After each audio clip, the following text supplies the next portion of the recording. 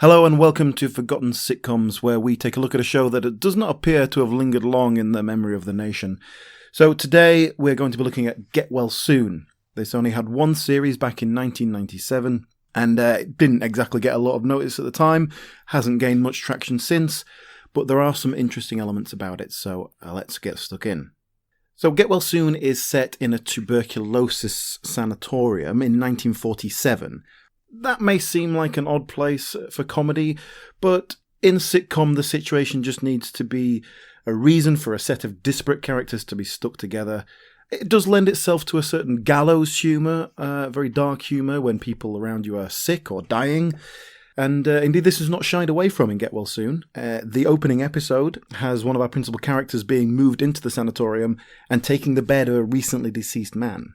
However, before I get into the actual plot of this show, I'd like to look at the origins of Get Well Soon because they are quite interesting themselves as part of sitcom history. This show was born of the real-life experiences of Ray Galton and Alan Simpson, the legendary comedy writers responsible for Hancock's Half Hour and Steptoe and Son. So back in 1947, when they were both still teenagers, Galton and Simpson were both placed in Milford Sanatorium in Surrey. They'd contracted tuberculosis, and at that time, before widespread use of antibiotics, TB was a highly contagious, often lethal disease. So the patients were quarantined in these out-of-the-way medical establishments. And maybe one of the problems with Get Well Soon is that by 1997, this was something that was pretty much forgotten by the general populace. So you lose that shared experience that you get with period-set sitcoms like Dad's Army or Heidi High. There's a nostalgia element to these that people can relate to. And I think Get Well Soon is missing that. Plus, it doesn't really embrace the 1940s setting. It's set in that period, the costumes are correct and everything. But there's something not quite tallying with certainly my idea of the 40s as someone looking back. There's a lot of entendre and innuendo, which I guess has its place, but it feels more modern. And it takes place even within relationships that perhaps it shouldn't. So one of our principal characters and his mother, he often refers to her sex life in a roundabout way, but that feels kind of weird even now, but certainly in the 40s it just feels like, would a young man talk to his mother about that sort of thing? Well, it's a shame, because I won't be here. I'm off to Margate for the week with Leonard. I did tell you. He's got the use of a chalet. Well, what about me? Well, you'll still be here, won't you? But the chalet won't. He's only got the use of it twice a year. I expect he'd be getting the use of you more than that. Of course, if you want me to give up my life for you, I'm still a young woman, Roy, if you haven't noticed. I'm only 40. I still have bodily needs. Oh.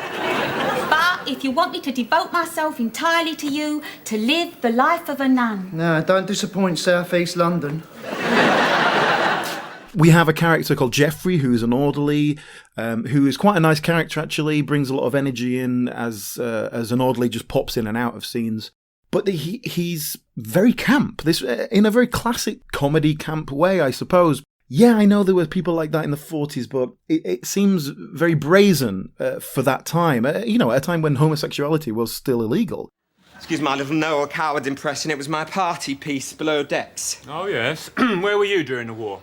Devonport, Chatham. Did you see any action? I should say so. Those pubs in Portsmouth on a Saturday night. Oh, God. I mean, did you see any fighting? Yes, especially when the Yanks joined in and the Canadians. Very nasty. Broken bottles, piano through the window, the sort of thing. Makeup scattered, frocks torn. Thank God there weren't any women involved. Yeah, okay, I get you're not going to embrace that in a 1990s show, but also it just makes the whole thing feel out of time. It doesn't feel like it's set in the 40s. If this was set in a hospital ward in the 90s, would it be any different, really? I don't think it would be different enough to justify that time setting. But of course it is set at that time because of this real-life experiences. And by that I'm referring to the writer Ray Galton, who based this show on events and people he met himself 50 years previously. But that autobiographical element and the sort of sitcom provenance that provides is going to be lost on your average viewer. You know, most people just tuning in, they're not going to be aware of that. You know, for me, a real sort of sitcom nerd, that's great. It gives the show an extra dimension. But does that come across? Well, let's find out. Let's get stuck into the plot. Oh! Oh, Gordon Bennett, who are you?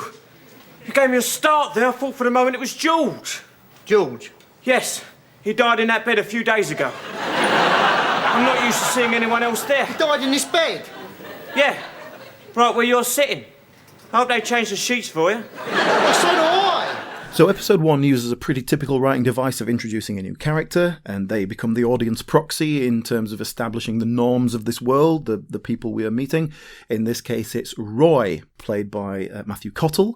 Now, he's brought to the sanatorium by his mother. We establish she's quite overbearing, but she's very self-interested. And the mother does become a regular character with her own subplot running through the series. In fact, the whole series attempts to be episodic, but also have these storylines running through. Usually the more subplot things with the mother and a love interest and that sort of thing. I'm not sure that balance works very nicely. This feels like it would work a lot better just being a simple episodic thing. You know, this is today's little challenge, this happens, and then it comes to an end, and then by the next episode we're back to status quo. And there are a couple of episodes where it does that a bit better. I'll get onto that in a second. But first, back to this original setup. So Roy, our new patient, he's put in a ward with Brian, who is the Alan Simpson cipher here. Now, he's played by Eddie Marsden, and they immediately fall into conflict. So they clash at first, but ultimately they find reasons to stick together. And of course, it means we can have that conflict at the beginning, which is, of course, a great source of comedy. Look, sister, I know beds are hard to come by. There's a million people waiting to get in. But look at it from my point of view. I would remind you, I've had 2 peg out on me. I mean, look at him. I mean, he's ill, isn't he? I'll tell you the truth, I don't give him more than 6 weeks. I know when death is staring me in the face. So just a quick word about those 2 main actors. Matthew Cottle was doing the show at the same time as Game On. That's the sitcom he'll most likely be remembered for, I suppose. However, that's not necessarily for the best, because he's basically playing the same character. You know, that sort of softly spoken, put-upon young man. He's struggling to stand up for himself, and he's alongside a more obstreperous and confident character. When I gave Claire an orgasm for the first time, I was ever so proud. Before that, the proudest I'd ever been was when I passed my banking stage 1s. But there's no comparison, I can tell you. You, just give her the 1 orgasm per session sort of thing, do you? Wait, yes, actually. Well, you do realise the national average is 7, don't you? So, you know, it's all very samey, but, you know, he does it very well. That's what Matthew Cottle does. And he brings a really sweet likability to Roy. Eddie Marsden was still a relative unknown at this point. He had a handful of TV credits, a notable guest appearance in Game On, in fact. You know, recording this over 2 decades later, Eddie Marsden is a well-known actor and gone on to be in small roles in big Hollywood movies for some bizarre reason. He's made the leap across the ocean, but he is a very good actor, so I can't begrudge him anything. But here he's giving a pretty traditional comedy performance. He's not breaking any molds here, but again, brings a real likability to a character that could really be annoying. He's quite antagonistic in a lot of ways. But yeah, he brings a charm to it, which I think is really necessary. There's your answer. Write a murder mystery. The Man in Black. This is your Man in Black. They're always popular. There's a BBC rep actor in number 20, we could use him. Gordon Partridge. He was in Dick Barton's Special Agent. Jock, Snowy, quick, get him. Ooh, get off. Ooh, quick. Untie me from the railway line, Snowy, before the 7:15 from Pevensey Bay comes round the corner. And you're forgetting something, sir. They put the clocks forward last night. Good heavens, Jock, that means... Aye, you were run over half an hour ago. So there are several other main characters, and the majority of them are established in this first episode. And I actually think this is a really good example of economical writing. It doesn't feel too heavy on exposition. It doesn't feel like we're missing out on gags to accommodate a lot of setup. Now, that doesn't necessarily go to say that all the characters there are worthwhile. I think there's a lot of screen time given to characters that are just not justifying it. And then another subplot, which never really pays off well enough, is Roy meeting the widow of the man whose bed he's taken. So, this patient has died. So she's the recently bereaved widow, and she takes to Roy, and it's kind of like, oh, is she just mothering him? Is she needs something to replace her dead husband? And it's a bit muddy, and I think it's deliberately muddy. I think it's supposed to be ambiguous. Is she using him for something? Is she just sad and lonely? His mother takes against her straight away, so there's loads of conflict there. And there is a bit of a reveal in terms of like the skeletons in her closet and things like that, but it doesn't feel like it's paid off, and there's a lot of energy that goes into that feels like it should be more. Perhaps they were setting something up for a second series that never happened. But yeah, she's played by Samantha Beckinsale, whose comedy lineage is, of course, more through her father, Richard Beckinsale. But she is the sort of actor you would see turning up in little sitcom roles like this, and does a solid job. No complaints really there. But the character feels like it either needed to do more or do nothing. Get rid of it. Now, the supporting characters that do work a bit more are the ones who aren't trying to build any narrative into it. They're just there. They're the side show. They're the comedy character that'll come in, knock about a little bit, and then go off again. So, like I said earlier, Jeffrey the Orderly, played by William Osborne, who just pops in and will give a bit of gossip or whatever, just set up a plot or something like that. And then we have a character played by Robert Bathurst called Squadron Leader Fielding, who is an RAF pilot who still thinks the war is going on, and he thinks everyone around him are his men who aren't doing their jobs properly. And again, that's a good character, but it also feels like something's not working here. All right, now listen here, Osborne. I'm going to give it to you straight. It's Berlin tonight. You may as well go in the deep end as anywhere. Now, we're flying in over the Dutch coast tonight, so we can expect flak all the way. As it's a bomber's moon, the night fighters will be up, so it'll be pretty lively up there, I can tell you. I suggest we both get some shut-eye. Write a few letters home. Blackie! Come, boy! Come, boy! Come on. Under the bed, under the bed. Oh, all right then. I think it's just because it goes full in with this sort of PTSD thing and then never really deals with it properly. It needs to hit the pathos of that situation, the kind of tragedy of it. My favourite supporting character probably is Brian's mother, played by Patsy Rowland, who is herself a bit of a sitcom veteran. She was already playing a mother of adults at this point. She's been around a long time. And she's that classic, 1940s housewife, very sturdy. She's not going to be fazed by the chaos going around her. Really well written, really well performed. Probably the best thing in the show. I lost my hubby during the war, Mr. Osborne. Mr. Clapton was in the RAF. Oh, one of the Brill Cream boys, eh? No, he was bald. He was attached to a barrage balloon unit. That was the trouble. He was attached to the barrage balloon when it broke loose. He was last seen dangling over Croydon, heading towards the Ruhr. So they never found him then? Well, they're not sure. They found his wallet in a pub in Dover. And there is one more character that I would like to mention, and the reason I've left him to last is because he's not introduced until episode 3. And it's a really weird choice. Episode 3 feels like it's the start of a new show. All those ancillary characters that I've been moaning about, the mother and the widow and all that sort of stuff, they're pretty much removed completely. We're not interested in them. And we bring this new character into the mix, Norman Tucker, played by Hugh Bonneville, at the time relatively unknown. And he's an upper-class snob who's forced to share a ward with Roy and Brian. You read the Times Literary Supplement, a yahoo like you? Why not? I'm going to spend my time in this establishment educating myself. Listen, Sunshine, a little learning is a dangerous thing. You'll be a lot happier pig-ignorant, believe me. You haven't the mental capacity or the educational discipline to deal with the complexities of the subjects herein. That's the trouble with the workers. They get sent up to Ruskin College by the trade unions, come out and think they can run the country. Well, they can't. So you just stick to your film fun and you won't get angry and confused and start writing plays.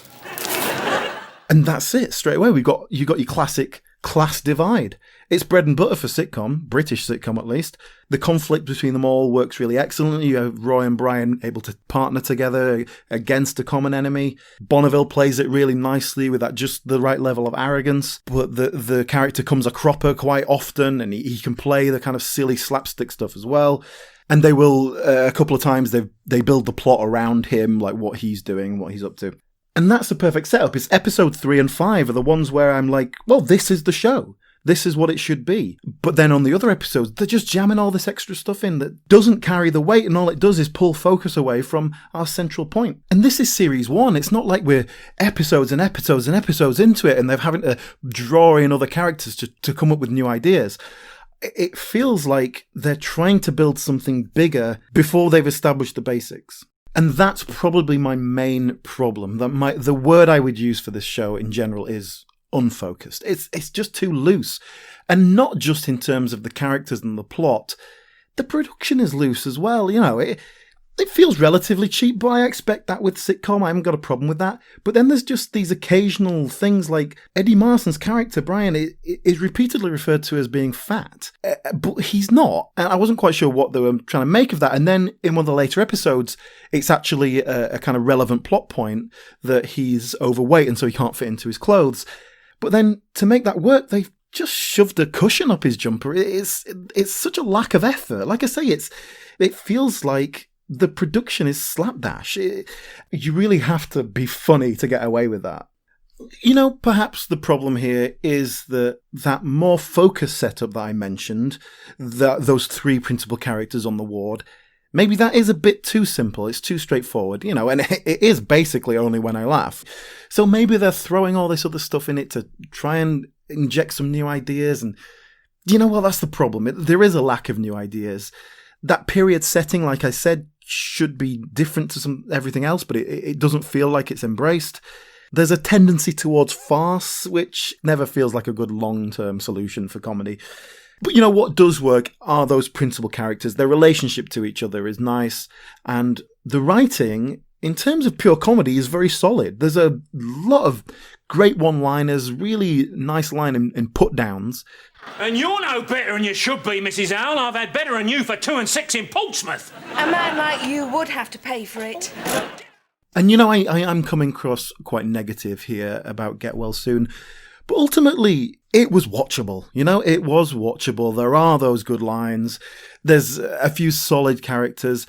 It's just all a bit unremarkable, and particularly considering its lineage and the person writing it, it needs to be better. Or at the very least, it should feel more personal. You know, there is a lot of autobiographical elements here. Some of the scenarios that Roy and Brian get themselves into, I've heard about before in interviews with Galton and Simpson. So why does it still feel like a very impersonal product just from a professional writer, you know, churning stuff out? So Get Well Soon is something of a misfire. Perhaps no surprise, it never made it to a second series. But certainly worth a watch if you're the sort of person who likes to dig up old sitcoms. I'll leave you with another of the highlights of the show, which is the theme tune. It's composed by Christy Hennessy, it's sung by Aled Jones. It's very catchy, it's been stuck in my head for weeks. And it does feel of the period, although I understand it's a new composition. But it has a kind of creepy, ethereal vibe to it. It's quite weird. But I think that really works well to establish the scene, because we're in a hospital where people are dying. It should be quite a tragic and lonely world. But, you know, obviously it's a comedy as well. We're in this over our heads and we can't get out. Maybe if we shout, someone there might let us out. I must admit I have my doubts. There's no way out.